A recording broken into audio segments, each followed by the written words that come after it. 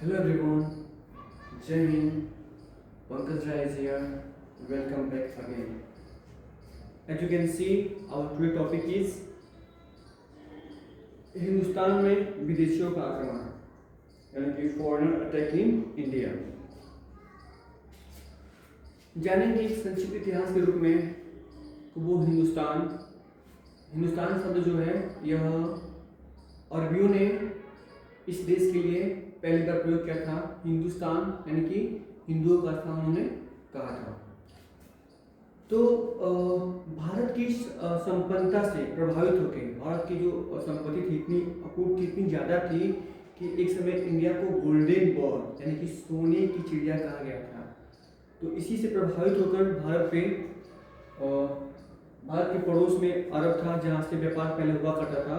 जब आप लोग पढ़ेंगे हड़प्पा सिविलाइजेशन उसमें दिया गया है, ठीक है। लेकिन वो जो नष्ट हो गई उसके बाद जो आपका नया आधुनिक सभ्यता का विकास हुआ, हम लोग इसके बारे में पढ़ रहे हैं।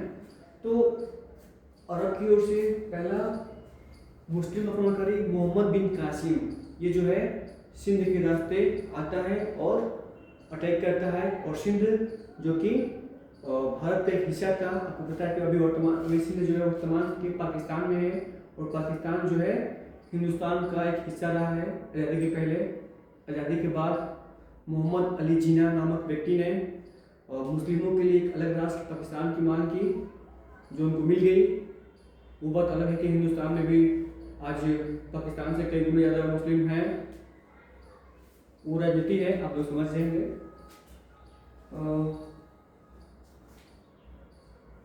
उसके बाद जो है तुर्क भी एक मुस्लिम कंट्री है। वहाँ से 1001 से लेके 1017 ईस्वी तक महमूद गजनवी नामक एक मुस्लिम आक्रमणकारी वो 17 बार अटैक करता है।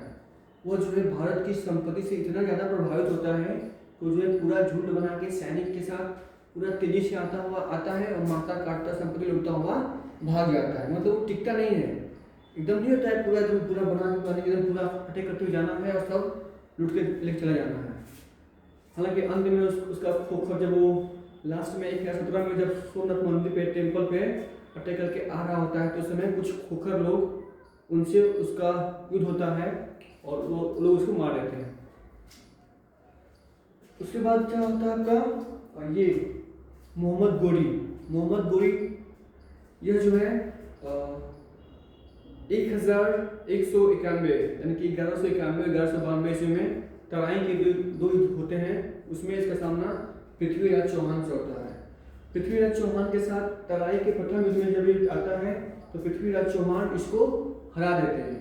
1191 ईस्वी में पृथ्वीराज चौहान तराई के प्रथम युद्ध में मोहम्मद गोरी को हरा देते हैं।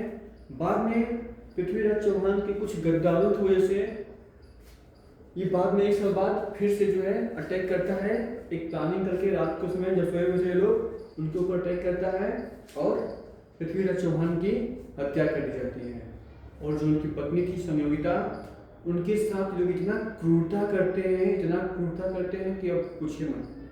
मतलब उनके एक एक जिस्म को जानवर की तरह जो है नाखून से दांतों से नोच खाते हैं। इस मूवी भी आप देख सकते हैं, पृथ्वीराज चौहान की मूवी आई है। उसके बाद जो है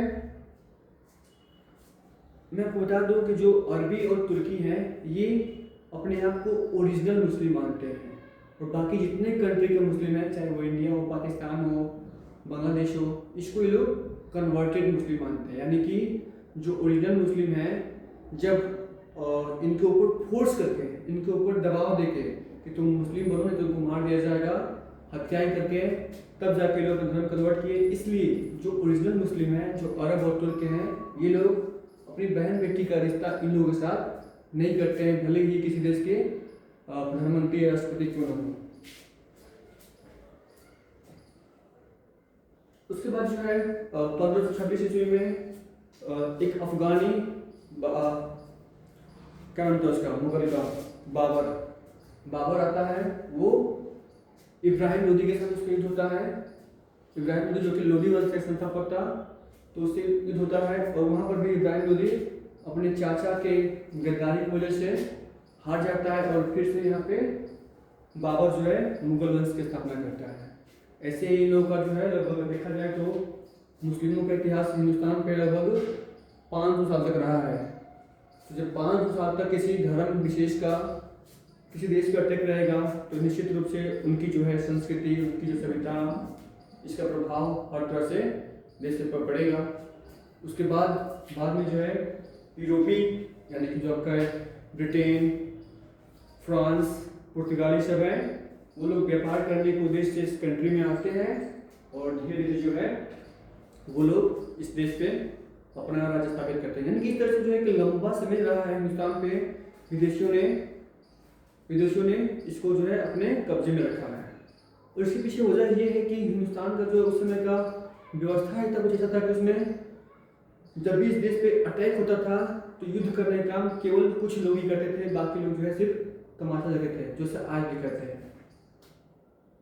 तो यही वजह है कि हमारा देश जो है काफ़ी लंबे समय तक गुलाम रहा है और फिर से जो है देश के प्रति उतना समर्पण न होने की वजह से आज फिर से जो है देश बोल सकते हैं कि फिर से गुलामी की ओर जा रहा है।